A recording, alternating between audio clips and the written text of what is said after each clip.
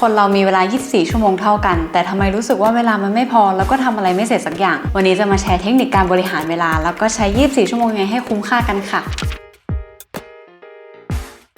วันนี้นะคะเราจะมาคุยเรื่องการบริหารเวลากันเพราะว่าเราเนี่ยได้รับหลังไมค์มาเยอะเกี่ยวกับว่าอยากจะให้แชร์เรื่องการบริหารเวลาว่าพี่นัทดูแบบทำอะไรเยอะแยะมากเลยแล้วก็เวลาวันหนึ่ง24 ชั่วโมงดูใช้คุ้มค่าได้ไปออกกำลังกายได้ไปทำงานมีเวลาให้ตัวเองแต่ว่างานก็ยังเสร็จด้วยวันนี้เราก็เลยรวมเทคนิคที่เราใช้ในการบริหารเวลามาแชร์ให้ทุกคนค่ะเรียกได้ว่าทำเทคนิคเหล่านี้มาตลอดที่ทำอาชีพฟรีแลนซ์มา3 ปีเลยก็ว่าได้อย่างแรกเลยถ้าเกิดเราอยากบริหารเวลาให้ดีนะคะเราต้องมี mindset กับเวลาที่ดีด้วย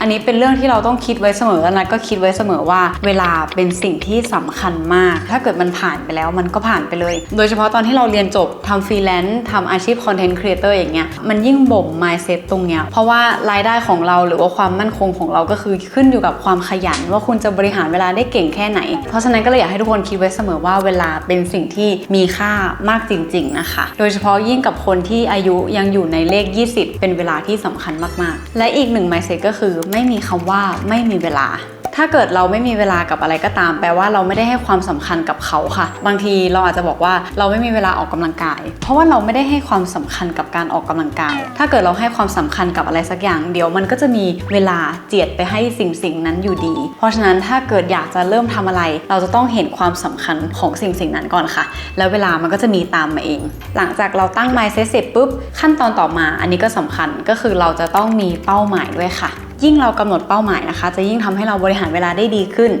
ถ้าเกิดนึกภาพไม่ออกสมมุติง่ายๆว่ามีผู้หญิงอยู่2 คนคนแรกเนี่ยไม่ได้มีแพลนอะไรก็เลยคิดว่าจะอยู่บ้านเฉยๆธรรมดาปกติแต่ว่าผู้หญิงอีกคนนึงเนี่ยเขามีแพลนว่าเขาอยากจะไปเที่ยวเขาใหญ่หญิงสาวน่าจะเข้าใจเพราะนัดก็เป็นเหมือนกันเวลาที่เรามีแพลนมีเป้าว่าเราจะไปเที่ยวที่ไหนก็ตามเราก็จะเริ่มแพลนกันแล้วว่าเราจะไปทำเล็บวันไหนดีเราจะไปต่อขนตาวันไหนเราจะต้องสั่งเสื้อผ้าใน Shopee วันไหนมันถึงจะมาส่งทันวันก่อนไปเที่ยวพอดีเห็นปะมันจะเริ่มมีแพลนเกิดขึ้นในหัวจากการที่เราตั้งเป้าหมายว่าเราจะทำอะไรแต่ว่าเป้าหมายที่เราพูดถึงคือมันไม่จำเป็นต้องเป็นอะไรที่ยิ่งใหญ่เลยนะบางคนอาจจะรู้สึกว่าเป็นบ้านเป็นรถเป็นของใหญ่เป็นความสำเร็จคือไม่ใช่เลยค่ะความสำเร็จที่อยากให้ทุกคนตั้งเป้าคือมันสามารถเป็นของชิ้นเล็กได้เป็นของระยะสั้นได้หรือเป็นของรายวันก็ได้อย่างเช่นแบบวันนี้ฉันจะต้องซักผ้าปูที่นอนให้ได้อันนั้นก็ถือว่าเป็นเป้าหมายของวันแล้วเพราะฉะนั้นการที่เรามีเป้าหมายกำหนดเป้าหมายก็จะทำให้เราไปบริหารเวลาต่อนั่นเองเนี่ยแหละหลังจากที่เรากำหนดเป้าหมายแล้วมันก็จะส่งผลมาข้อต่อไปก็คือ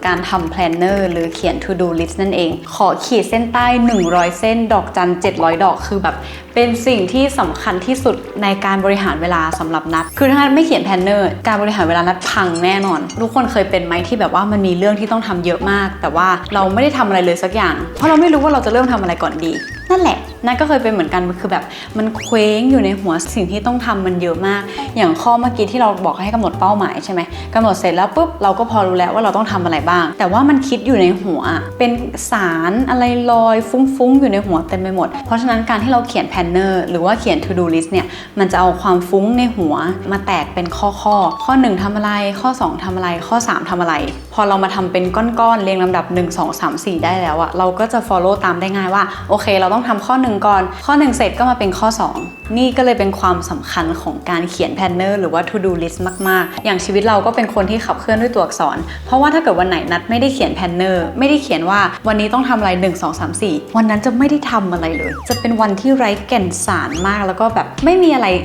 achieve เลยอะเพราะฉะนั้นนี่ก็เลยเป็นเหตุผลที่ทุกๆปีเนี่ยนัดจะทำแพลนเนอร์ใช้เอง1 เล่มอย่างตอนนี้ก็คือใช้ได้มา3 ปีแล้วนะคะเขียนทุกวันหรือว่าถ้าเกิดใครรู้สึกว่าการเขียนแพลนเนอร์มันยากไปอะไรเงี้ยเราสามารถเริ่มต้นได้ง่ายๆจากการเขียน to do list 3 ข้อท็อป3อย่างว่าในวันนี้ต้องทำอะไรบ้างพอทุกคนเริ่มเขียน3อย่างใช่ไหมมันชินขึ้นเรื่อยๆได้ขีดค่าบ่อยๆเดี๋ยวมันก็จะเริ่มมีข้อที่4ข้อที่5ตามมาแล้วทุกคนก็อาจจะอยากไปเขียนแพลนเนอร์มากขึ้นก็ได้แล้วก็ไม่มีแอปไหนที่ดีที่สุดในการทำแพลนเนอร์หรือ to do list เลยแค่คุณลงมือทำไม่ว่าจะเป็นกระดาษไม่ว่าจะเป็นแอปหรือแอปโน้ตสีเหลืองน้อยๆของเราอันนั้นก็ทำ to do list ได้แล้วค่ะขอแค่คุณทำแค่นั้นเพราะฉะนั้นการที่เรามี mindset เรื่องเวลากำหนดเป้าหมายให้ได้แล้วก็เอาไปแตกลง planner หรือว่า to do list นะคะไอ้3ข้อนี้มันก็จะทำให้คุณเริ่มบริหารเวลาได้แล้วแต่ว่าเราจะมาแชร์ละเอียดเพิ่มขึ้นอีกหน่อยว่ามีเทคนิคอะไรบ้างที่จะทำให้เราใช้1 วันได้คุ้มค่ามากยิ่งขึ้น อย่างแรกคือเทคนิคการกำหนดเวลาค่ะเวลาที่ทุกคนเขียนแพลนเนอร์หรือว่ากำหนดว่าวันนี้จะทำอะไรก็ตามนะนอกจากจะเขียนกิจกรรมสิ่งนั้นแล้วนะคะนัดแนะนำว่าให้เขียนเวลากำกับด้วยสมมติว่าเราจะนั่งกินกาแฟเรากำหนดได้เลยว่าเราจะนั่งกินกาแฟตั้งแต่8โมงถึง8โมงครึ่งจะมานั่งพิมพ์งานในคอมเราก็กำหนดได้8โมงถึง10โมงนั่งทำสตอรี่บอร์ด10โมงถึงเที่ยงอะไรต่างๆก็คือกำหนดเวลาไว้ด้วยนะคะมันจะดีกว่าที่เราเขียนแค่กิจกรรมอย่างเดียวถ้าเกิดเราไม่กำหนดเวลานะคะแล้วเราเขียนว่าเราจะนั่งพิมพ์งานอย่างเดียวทุกคนเชื่อไหมทั้งวันเราก็จะพิมพ์งานอย่างเดียวเลยหรือสมมุติว่าตอนบ่ายมี2งานต้องทำใช่ไหมแล้วเราเขียนแค่2งานนั้นไปเราก็จะไม่รู้เลยว่างานแรกต้องเสร็จกี่โมงแล้วเริ่มงานที่2กี่โมงดีแบบเนี้ยมันก็จะทำให้เรากินเวลากับงานแรกไปเยอะมากๆโดยอาจที่จะไม่ได้ทำงานชิ้นที่2เลยก็ได้มันเป็นกฎพาร์กินสันลอคือเวลาในการทำงานมันจะบวมเท่ากับที่เรากำหนดไว้อย่างเช่นสมมุติว่านัดถ่ายคลิปนัดกำหนดไว้ว่านัดจะถ่ายคลิปให้เสร็จภายใน3วันเพราะฉะนั้น3วันเนี้ยนัดก็จะแบบค่อยๆถ่ายวันละนิดวันละหน่อยจนแบบครบ3วันแล้วงานเสร็จพอดีทั้งที่จริงแล้วเราสามารถทำให้การถ่ายคลิปมันเสร็จได้ภายในวันแรกวันเดียวและอีก2วันที่เหลือเราเอาไปทำอย่างอื่นก็ได้เพราะฉะนั้นเรากำหนดเวลาไว้นานแค่ไหนพลังงานของเรา การทำงานของเรามันก็จะบวมตามระยะเวลาที่เรากำหนดนั่นแหละเพราะฉะนั้นถ้าเกิดอยากบริหารเวลาให้ดีขึ้นแนะนำว่ากำหนดเวลาไปเลยว่างานนี้ต้องเสร็จตอนนี้เพราะว่าเราก็จะบังคับตัวเองให้มันทำเสร็จให้ได้ตามนั้นเทคนิคต่อไปก็คือจับงานที่เหมือนกันมาทำด้วยกันค่ะอย่างนั้นนี่ด้วยความที่เป็นฟรีแลนซ์ใช่ไหมคะมันจะค่อนข้างจัดง่ายอย่างวันจันทร์จะเป็นวันถ่ายคลิปนัดก็จะเอาทุกอย่างที่เป็นการถ่ายคลิปมาอัดไว้วันจันทร์วันเดียวเลยมีการตั้งกล้องมีการจัดแสงอะไรต่างๆแบบทำทีเดียว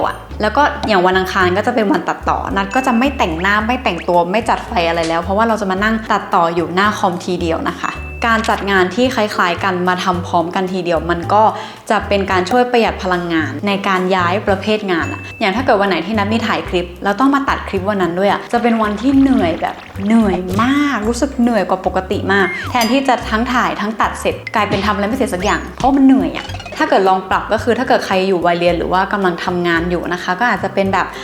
วันนี้เป็นวันช็อตโน้ตนะเราก็จะช็อตโน้ตทุกวิชาเลยวันไหนที่เป็นวันทำสไลด์ก็จะเป็นวันทำสไลด์ยาวเลยเอารวมมาทำด้วยกันจะได้ไม่เหนื่อยตอนที่เปลี่ยนพลังงานไปทำงานแบบอื่นต่อไปข้อนี้นะชอบมากก็คือให้ทำสิ่งที่ยากที่สุดก่อนเสมออย่างสมมติว่าวันนั้นทุกคนมีสิ่งที่ต้องทำทั้งหมด3อย่างใช่ไหมลองเลือกเลยว่าใน3ข้อนี้อะไรที่เราไม่อยากทำข้อนั้นเลยค่ะเอามาไว้อย่างแรกเลยเพราะว่ากิจกรรมนั้นมันเป็นกิจกรรมที่น่าปวดหัวมันยากเพราะฉะนั้นเราจะใช้เวลากับมันมากที่สุดแต่ว่าถ้าเกิดสมมติเราทำข้อนั้นเสร็จแล้วข้อ2ที่เหลือคือแบบชิลมากเราจะทำมันได้แบบง่ายสบายบรือมากแต่กับการส่วนตัวรู้สึกว่าถ้าเกิดนั้นเอาข้อง่ายๆขึ้นมาทำก่อนระหว่างทำข้อง่ายๆเหล่านั้นนัดจะกังวลกับงานชิ้นใหญ่ที่เรารออยู่แล้วบางทีคือเราเอาสิ่งที่ยากที่สุดไปไว้ข้อสุดท้ายใช่ไหมกลายเป็นว่าเราหนีแล้วเราก็จะผลัดวันประกันพรุ่งเอาสิ่งที่ยากที่สุดอันนั้นไปทำวันอื่นเพราะฉะนั้นแนะนำว่าเอาขึ้นมาทำเป็นอย่างแรกเลยค่ะมันจะได้เสร็จไปข้อต่อไปค่ะคือการบริหารเวลาแต่ละคนไม่เหมือนกันเราต้องหาเวลาของตัวเองให้เจอข้อนี้เป็นสิ่งที่เราเชื่อมากเลยนะเพราะว่าคือแน่นอนทุกคนอยากจะใช้24ชั่วโมงของเราให้คุ้มค่าที่สุดใช่ไหมคะแต่ไม่ใช่ว่าถ้าเกิดเราอยากจะทำกิจกรรมอะไรให้ได้เพิ่มขึ้นจะต้องมานั่งตื่นตี 4ตี 5นะมันใช้ได้กับบางคนนะแต่บางคนก็ใช้วิธีนี้ไม่ได้เพราะว่าเวลาในร่างกายของแต่ละคนเขาไม่เหมือนกันถ้าเกิดอ้างอิงจากหนังสือเรื่องเวนนะคะเป็นหนังสือกฎการใช้เวลาของคน4แบบคือคนเราจะมี4แบบแทนสัตว์4ชนิดสัตว์4ชนิดนี้จะมีเวลาข้างในร่างกายกิจกรรมที่ทำไม่เหมือนกันที่ไปอ่านมาคือนะจะเป็นประเภทสิงโต เป็นคนที่แบบว่าใช้ชีวิตช่วงตอนเช้าได้ดีมากแล้วก็จะไปพลังหมดช่วงตอนเย็นนอนไวอย่างนัดเนี้ยถ้าเกิดอยากจะตื่นมาปั่นงานอยากจะทำงานแบบโฟลว์มากๆบริหารเวลาได้เป๊ะๆตามที่กำหนดไว้ก็คือนะจะต้องตื่นเช้าเพื่อมาทำสิ่งนั้นนะคะแต่กับบางคนถ้าเกิดอยากให้มันโฟลว์ในการทำงานมากๆเขาอาจจะบริหารเวลาเพื่อมาทำงานช่วงเที่ยงคืนถึงตี 4แล้วไปตื่นอีกทีหนึ่ง10 โมงอย่างนี้ก็ได้เหมือนกันคือมันแบบมันแล้วแต่เลยว่าแต่ละคนมีเวลาชีวภาพในร่างกายยังไงเพราะฉะนั้นอยากบริหารเวลาเก่งๆไม่จำเป็นต้องตื่นเช้าแค่หาวิธีที่เหมาะกับตัวเองให้เจอเท่านั้นเลยแล้วก็ข้อสุดท้ายนะคะบางทีปัจจัยภายนอกเนี่ยมันก็ทำให้เราบริหารเวลาได้ลำบากแต่ว่ามันก็เป็นสิ่งที่เราต้องเจออยู่แล้วมันไม่สามารถเลี่ยง ลี่ยงได้ขนาดนั้นนะคะอย่างเช่นแบบรถติดหรือว่าเราออกไปสังสรรค์กับเพื่อนอยู่บ้านเราแม่ใช้ทำนู่นทำนี่ แต่ว่าเราก็สามารถบริหารเวลาจากสิ่งที่เราเจอเป็นปัจจัยภายนอกอันนั้นได้นะอย่างเช่นรถติดเราก็สามารถแก้ทางอ้อมได้โดยแบบถึงรถติดก็จริงแต่เราก็จะใช้เวลาให้คุ้มค่าโดยการฟังพอดแคสต์หรือว่าถ้าเกิดคุณแม่ใช้ทำนู่นทำนี่เราก็อาจจะบอกแม่เลยว่าแม่คะแม่ลิสต์มาเลยว่าแม่จะให้หนูทำอะไรบ้างนัทจะได้ไปทำทีเดียวแล้วก็นัทจะขอขึ้นแบบหนังสือยาวคือบางทีมันเป็นสิ่งที่เลี่ยงไม่ได้แต่ว่าเราแบบสามารถปรับเปลี่ยนอะไรเล็กน้อยได้เพื่อให้มัน back on track ในการบริหารเวลาของเราอะนี่แหละค่ะนี่ก็เลยเป็นเทคนิคการบริหารเวลาทั้งหมดที่นัทมีมาฝากทุกคนนะคะก็เลยเดี๋ยวจะขอขึ้นเป็นสรุปคร่าวๆไว้ให้แบบนี้ด้วยก็คืออยากให้ทุกคนมี3เรื่องหลักๆก่อนก็คือ mindset การตั้งเป้าแล้วก็การเขียนแพลนเนอร์หลังจากนั้นค่อยไปดูว่าเทคนิคการบริหารเวลาแบบไหนที่มันตรงใจเราแล้วก็จะลองเอาไปปรับใช้นะคะแล้วก็อยากจะย้ำให้ทุกคนฟังว่าเราไม่จำเป็นต้องเป๊ะอะไรขนาดนั้นก็ได้การที่เราไม่ได้ทำบางอย่างหรือว่ารู้สึกว่าวันนั้นเราช่างทำตัวไร้สาระเหลือเกินมันก็ไม่เป็นไรแล้วก็อย่าไปรู้สึกผิดถ้าบางครั้งเราปล่อยเวลาให้มันไหลผ่านไปเรื่อยๆเพราะบางทีการนั่งนิ่งๆการนั่งดูซีรีส์การทำอะไรไร้แก่นสารไร้สาระมันก็เป็นสีสันในชีวิตนะคะถ้าเกิดเราพักผ่อนพอแล้วเมื่อไหร่เราก็ค่อยกลับเข้ามาในเรื่องของการบริหารเวลาในลูปที่เราตั้งไว้เมื่อไหร่ก็ได้เพราะฉะนั้นเราต้อง enjoy กับการใช้เวลาด้วยนะคะหวังว่าทุกคนจะชอบเทคนิคในวันนี้นะคะในเรื่องของการบริหารเวลาเป็นสิ่งที่เราใช้มาตลอดในช่วงชีวิตการทำงานฟรีแลนซ์ณตอนนี้เลยแล้วก็จะยึดอันนี้ทำไปเรื่อยๆนะคะหรือว่าอยากให้แชร์เรื่องไหนอีกก็สามารถคอมเมนต์บอกใต้คลิปได้นะคะทุกคนไว้เจอกันใหม่คลิปหน้านะคะบ๊ายบายค่ะ